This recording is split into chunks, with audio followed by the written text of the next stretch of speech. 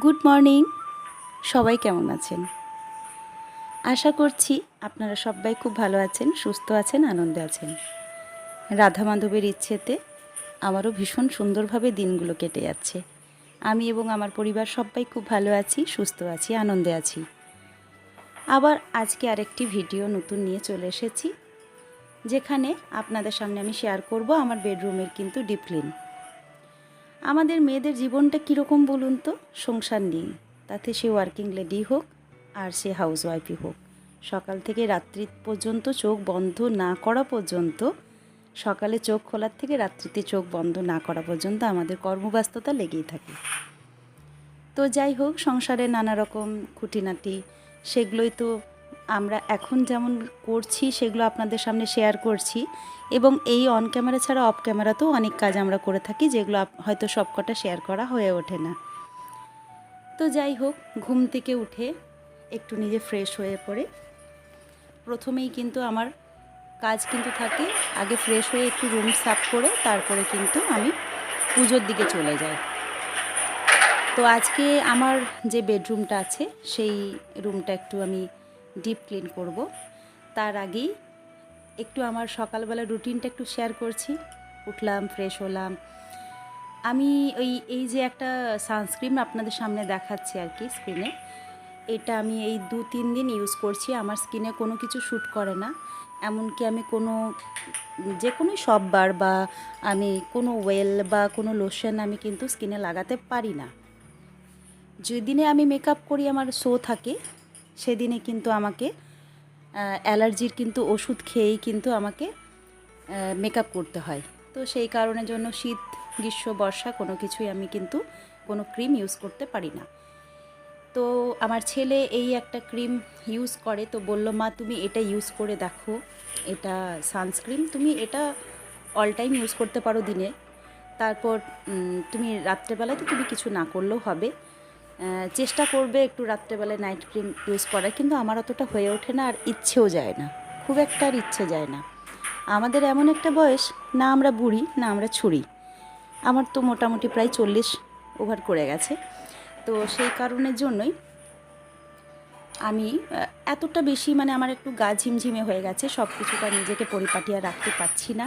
চেষ্টা করি যতটা ততটা হয়ে ওঠে, আর চেষ্টা যেখানে ছেড়েই দিই সেখানটা তো আর হয়ে ওঠে না। একটা জিনিস খুব ভালোভাবে পারি আমার মনে হয়, সেটা হচ্ছে কি আমার সংসারটাকে গুছিয়ে রাখা।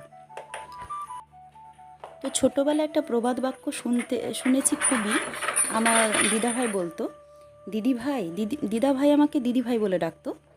দিদাভাই বলতে আমার বাবার মা, তাকে আমি ঠাকুমা বলতাম না, দিদাভাই বলতাম। তো আমাকে বলতো, দিদিভাই, সংসার ধর্ম হচ্ছে পরম ধর্ম। তুমি যদি এই ধর্মটাকে সঠিকভাবে তুমি কার্যকরী করতে পারো, তাহলে কি হবে, তুমি জীবনে অনেক অনেক সুখী থাকবে এবং সবসময় আনন্দে থাকবে। আমাদের আনন্দ কিন্তু এমনটা নয় যে বলে কয়ে আসবে, আমাদেরকে নিয়ে আসতে হয়। মনের মধ্যে আনন্দ কিন্তু সবারই থাকে, কিন্তু কেউ সেটা প্রকাশে আনে, কেউ প্রকাশে আনে না। কেন আমি মনে করি এটাই, যে বাইরের থেকে আঘাত আমাদেরকে অনেকজনই করতে পারে, যে কেউ করতে পারে, কিন্তু মনের আঘাতটা কেউ হয়তো কথা বলল, তাতে আমি মনের আঘাত কেন পাবো? তাতে যদি আমার মনে হয় যে আমি মনে আঘাত নেব, তবেই আমি আঘাত নিতে পারবো। তো সেক্ষেত্রে আমি কিন্তু এই কারণের জন্য অনেকটা খুব ভালো থাকি আর কি। বেশিরভাগ টাইমটা আমি কারুর কথা যে ধ্যান দিই না, কানে নিই না, এমনটা নয়। যেগুলো পজিটিভ কথা, এটা করা হয়নি কেন, এটা করা উচিত ছিল, আমি যদি মনে করি হ্যাঁ ঠিকই তো, এটা করা উচিত, ফ্যামিলির লোকজন বলছে এটা ঠিকই, এটা আগে করা উচিত, এটা পরে, বা এটা করা উচিত হয়নি, এটা করা উচিত ছিল, সেগুলো মেনে নেওয়াটা দরকার। নিজের ভুলটাকে তো নিজে শুধরে নিতে হবে নাকি, যদি ভুল করি আর অন্য কেউ বলে দিলে তো তবেই তো আমি বুঝতে পারবো যেটা আমি ভুল করেছি। আমি কি আর জেনে শুনে ভুলটা তো নিশ্চয়ই করব না। তো যাই হোক, আমার এই যে ছোট ছোট কাজ আপনাদের সাথে শেয়ার করি আমি এবং গল্প করি, এটা আমার ভীষণ ভালো লাগে। এবং আমার এটা কোনো কন্টেন্ট আমার তো প্রচুর থাকে, কিন্তু আমি কন্টেন্ট দিয়েই যে আমাকে করতে হবে এমন কিছু, যে এটা বিশাল একটা কন্টেন্ট হতে হবে এমন নয়। আমি যেটাই করব সেটাই কন্টেন্ট। আর দেখুন, এই যে ঘুম থেকে উঠে আমার সকালের রুটিনটা যেরকম থাকে, রোজকারই কিন্তু একই থাকতে হবে এমনটা হয় না, দিন বিশেষে আমার কিন্তু চেঞ্জ হয়। কেননা সানডে আমার খুব ব্যস্ততার দিন যায়, সানডে সারাদিনই টিউশন করি। আর স্যাটারডেটা মোটামুটি আমার দুপুর থেকে টিউশন স্টার্ট হয় 12টার থেকে একদম রাত্রি 9:30 পর্যন্ত। সেই কারণ জন্য সব দিনের রুটিন কিন্তু একই রকম আমার হয় না। এবার যেদিনে আমার কলেজ থাকে, যদিও আমি এখন গেস্ট টিচারে আছি, আমার তো আর পার্মানেন্ট জব নয়, তাই আমাকে রোজকার মতো কলেজ যেতে হয় না। তো সেই কারণের জন্য আমার কলেজের দিনগুলো তো আবার চেঞ্জ হয়ে যায়।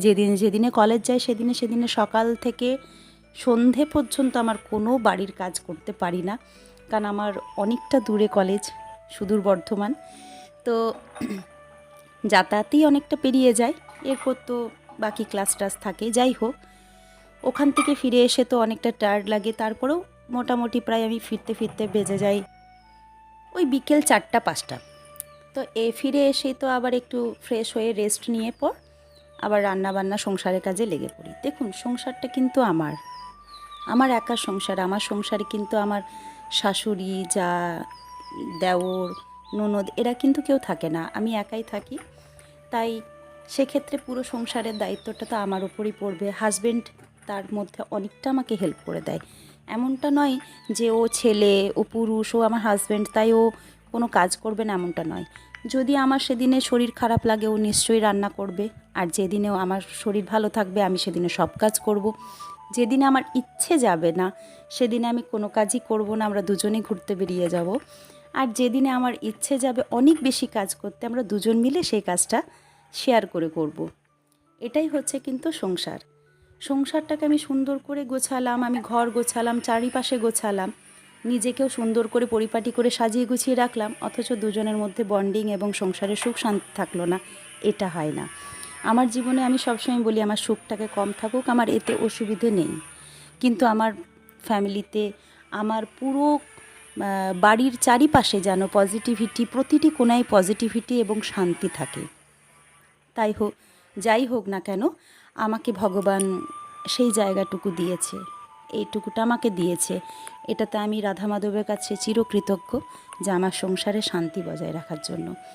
শান্তিটা যে শুধুমাত্র মেয়েদের ক্ষেত্রে মেয়েরাই বজায় রাখবে, আমাদেরই উচিত যে আমরা মেয়েরাই বজায় করে রাখবো, সবসময় আমরাই নিজেরা সব কিছুতে ত্যাগ করে রাখবো, এমনটা নয়। আমার ফ্যামিলিতে আমার ছেলে, আমার পিসিমণি, আমার হাজব্যান্ড প্রত্যেকেই কিন্তু ত্যাগ স্বীকার করে, এবং সেই ত্যাগের সাথে কিন্তু ভালোবাসা থাকে।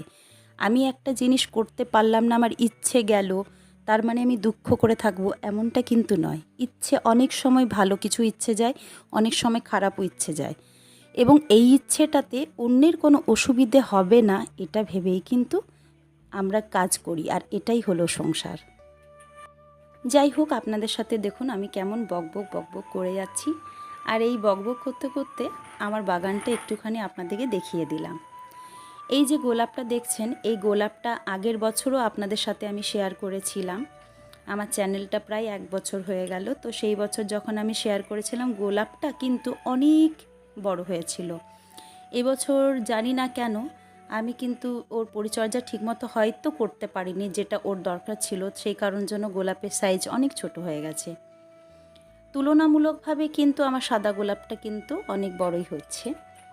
যাই হোক, পদ্মের টিউবারগুলো তুলে নিয়েছিলাম, পদ্মের জায়গাটা আমার ফাঁকা হয়ে গেছে, এবং পদ্মের টিউবারটা তুলে আমি বেশ কিছু আমার স্টুডেন্ট বাড়িতে এবং আমার ছেলের বন্ধুর বাড়িতে আমি কিন্তু গিফট করেছি। এই যে দেখুন আমার কিছু পাতাবাহার গাছগুলো, সবকটার তো নামও জানি না, লাগিয়েছি, বেশ সুন্দর লাগছে তাই না? আমার বৃন্দা দেবীকে দেখুন, এই দুটো বৃন্দা দেবী আমার হয়েছিল একদম উঠানের মাঝে, ছোট্ট একদম, মানে হাফ আঙুলের মতো। তাকে তুলে আমি দুটো টবে বসিয়েছি, এবং একটাকে আমি আমার রাধা মাধবের কাছেই রাখি, মানে ঠাকুর ঘরে, আর একটা থাকে আমার একদম কেটে সোজা ঘুম থেকে উঠে যাতে আমি ওকে দেখতে পাই। তো যেহেতু রাধা মাধবের কাছে যেটা থাকে সেটা সকালবেলা ঘুম থেকে উঠে একটু বাইরে বের করে দিই, একটু রোদ পাওয়ার জন্য। তো এবার আমার দেখুন বাড়িতে চলে আসলাম, আমি বাইরের কাজগুলো সেরে বাগানে টাগানে, এবার এসে পরে আমি ভাবলাম যে আমাদের বেডরুমটা একবার ডিপ ক্লিন করতে হবে। তো এটা নিয়েই আমি তার আগের দিন থেকে মনস্থির করেছিলাম। তো আমার ছেলে একটু ঘুম থেকে উঠতে দেরি করে, যেদিনে কলেজ যায় না, তো সেদিনে কি হয়, অনেকটাই দেরি হয়, তো তার জন্য আমার একটু লেটও হয়ে গেল, বেশ প্রায় তখন 9টা 9:30 বাজছে। তখন আমার ছেলে উঠলো, তারপর আমি কিন্তু রুমে চলে আসলাম। আমার রুমটা ক্লিন করতে।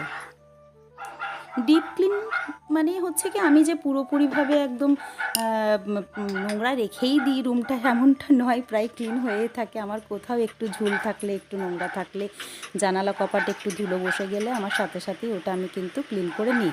তাই আমাকে খুব একটা বেশি রোজকার মতো খাটতে, রোজ আমি যেহেতু করি তার জন্য একদিনে অনেকটা বেশি আমাকে কিন্তু খাটাখাটনি করতে হয় না।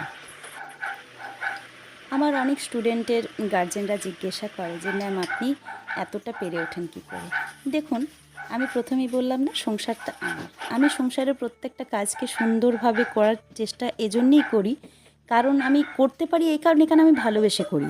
এই কাজগুলো আমার কাছে খুব কিন্তু ইম্পর্ট্যান্ট।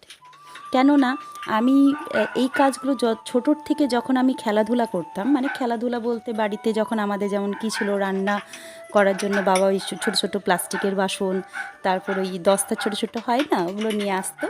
তো আমি বাড়িতে যখন রান্নাবাটি খেলতাম তখন আমি ভাবতাম যে আমার পিসিমণিদের, দিদাদের এই যে রান্না করার যে বাসনগুলো কত বড় বড়, আমারটা কেন ছোট। তো আমার দিদাভাই বলতো, দিদিভাই তুমি তো ছোট মানুষ, তাই তোমার ছোটো মানুষের সব কিছু ছোটো ছোটো হয়। তোমার দাঁতগুলো ছোট, তোমার হাতগুলো ছোট, তোমার পাগুলো ছোট, সব কিছু তুমি তো তোমার বডির সাইজও ছোট, তাই তুমি সব কিছুই কিন্তু ছোট ছোট তোমার। তাই এই কারণের জন্য তুমি ছোট খেলনা নিয়ে, এখন এটাকে খেলনা বলে, আর এটা আমাদের হচ্ছে কিন্তু আমাদের আসবাবপত্র, আমাদের এগুলো দিয়ে আমাদের প্রয়োজনীয় জিনিস হয়, তুমি খাওয়া দাওয়া করছো সেই সব। তো আমি বলতাম যে আমি কেন পারি না ওগুলোতে করতে। বলতো তোমার হাতগুলো অনেক বড় হয়ে যাক, তুমি নিশ্চয়ই পারবে। তো জানি না, আজ আমার মনে হয় এগুলো যখন আমি পেয়েছি, বড় বড় বাসনপত্র, এগুলোকে আমার এখন মনে হয় আমি খেলনার মতো। আমি সুন্দরভাবে রান্নাবাটি খেলি, এইভাবে আমি কিন্তু কাজগুলো করি, আমার বেশ ভালোই লাগে। কিন্তু জানি না অন্যের কেমন লাগে। আমার বাইরের কাজের থেকে, মানে এই ধরুন আমি কলেজ যাই বা টিউশন করি, এগুলো তো আমার ভালো লাগার একটা কাজ, কেননা আমি গানকে ভীষণ ভালোবাসি। তাই আমি গানের দুনিয়াতে থাকলে আমার সবসময় ভালো লাগবে।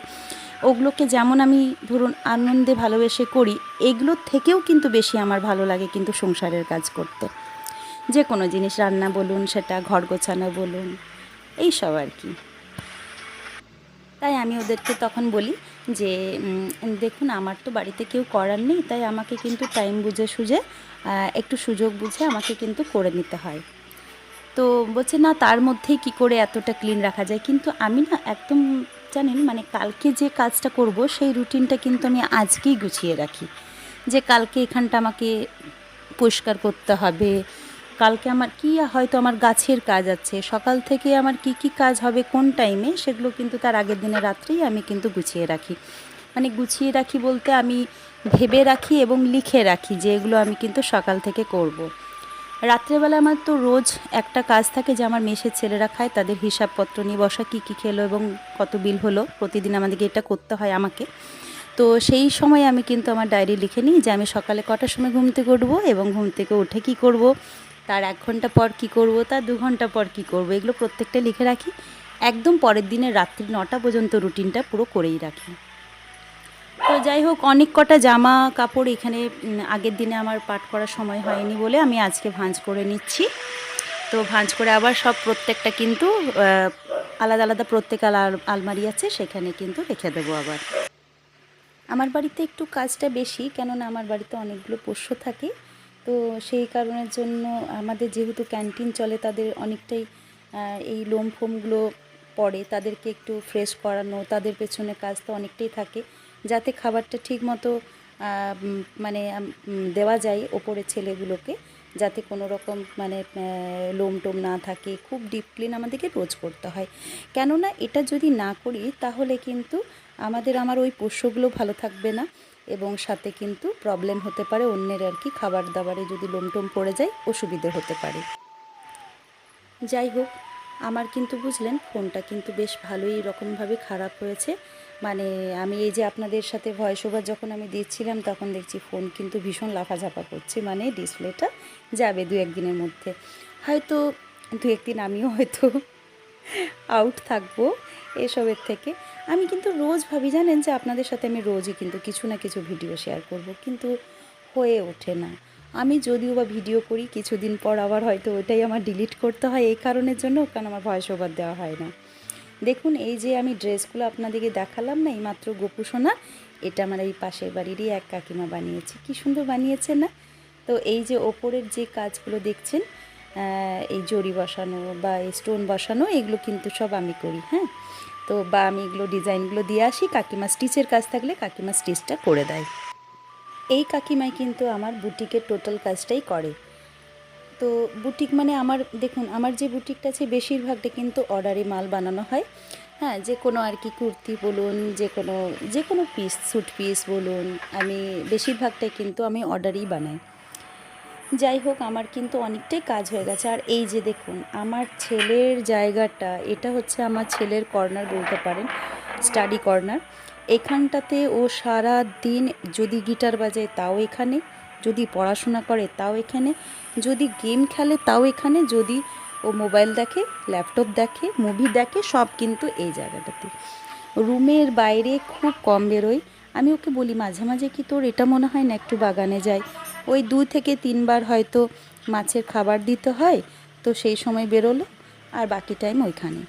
আমি ওকে বলি যে তুই এখানে থাকিস, আমার নিজের অস্বস্তি লাগে যে তুই এক রুমে এতক্ষণ ধরে বন্ধ হয়ে থাকিস কি করে।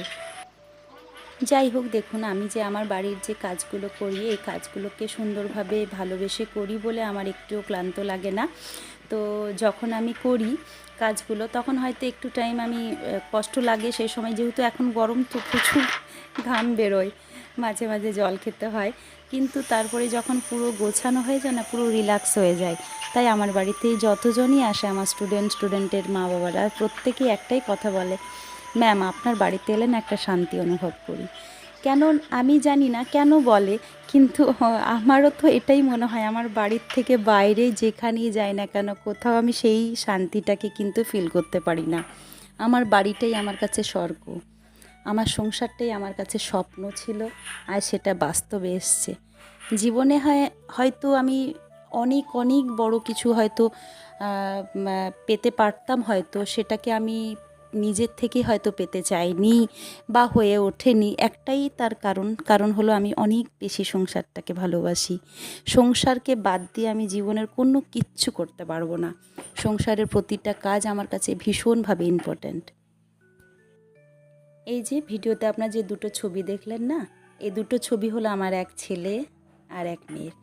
এটা এক হলো ডোভারম্যান ছিল লুসি, আমাদের 5 সেপ্টেম্বর মারা গেছে।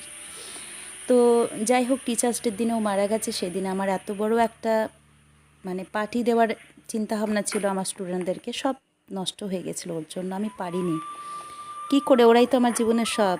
আর আমার ওই লারাকে যেটাকে দেখলেন ব্ল্যাক স্পিচ, ওটা মারা গেছে 20 এপ্রিল। যাই হোক, ওদের কথা বললে শেষ হবে না, খুব যন্ত্রণা পাই, কষ্ট পাই। তো আমার অলরেডি কিন্তু সমস্ত কাজ হয়ে গেছে, গুছিয়ে নিয়েছি সব কাজ। আজকের ভ্লগটা আর বেশি দূর বাড়াবো না। আপনারা খুব ভালো থাকুন, সুস্থ থাকুন, আনন্দে থাকুন। আপনাদের সাথে গল্প আমার আবারও হবে আগে। ভালো থাকুন।